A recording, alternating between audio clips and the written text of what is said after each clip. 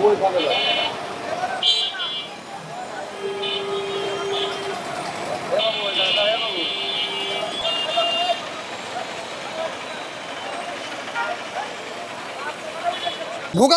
মানে সীমাহীন ভোগান্তি। গতকালকে বেলা 2:30টার সময় দাঁড়াচ্ছি কপোতাক্ষ পাম্পে, রাত 12টার সময় ফিরেছি, তাদের তেল থাকা সত্ত্বেও তেল দিল না। আজকে 8টার সময় যাওয়ার কথা, যাইনি, এখানে 4টের সময় দাঁড়াইছি এক লাইন দিয়ে। এত ভোগান্তি, আমি একটা চাকরি করি, আমার চাকরি বাদ দিয়ে এখানে আসতে হয়েছে। অসংখ্য অসংখ্য ভোগান্তি, যে ভোগান্তির কোনো সীমানা নাই। এই জন্য আপনাদের মাধ্যমে আমি সরকার বাহাদুরকে জানাতে চাই, এই ভোগান্তির অবসান কবে হবে আমাদের। আমি তো আসছি কাল 1:30টার সময়, রাত 1:30টার সময় এসে বাইক ওখানে রাখছি। রাখার পরে দেখি তখনও অনেক বাইক ছিল, প্রায় 50-60টার মতো বাইক ছিল।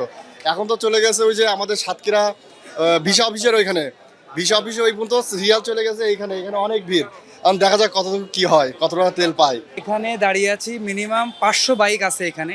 আসলে বাইক ছাড়া এখানে তেল দেওয়া বারণ আছে, ডিসির সাথে নির্দেশ আছে।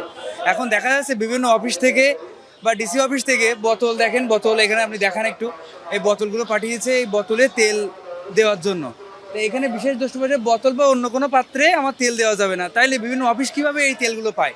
আসলে প্রশাসন এই ব্যাপারে হস্তক্ষেপ করছে না বলে আমার মনে হয়। যদি করতো তাহলে এভাবে তেল তো বাইরে যেত না।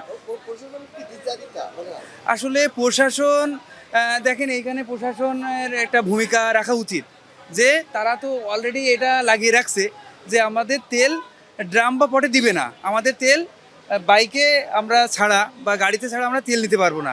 তাইলে এই দ্বিপাক্ষিক এটা কেন?